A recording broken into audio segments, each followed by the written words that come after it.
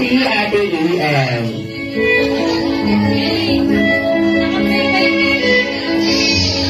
Next naman po si Ate Sandra.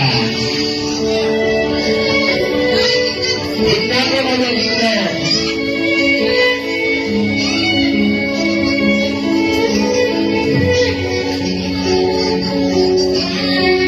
Ikot.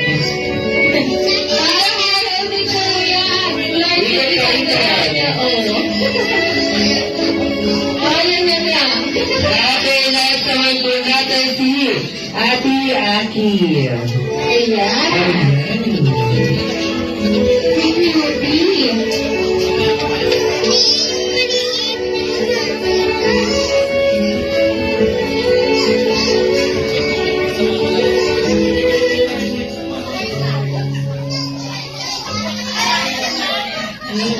Okay, ang last natin, si Ate Althea. Ang kanyang kapatid.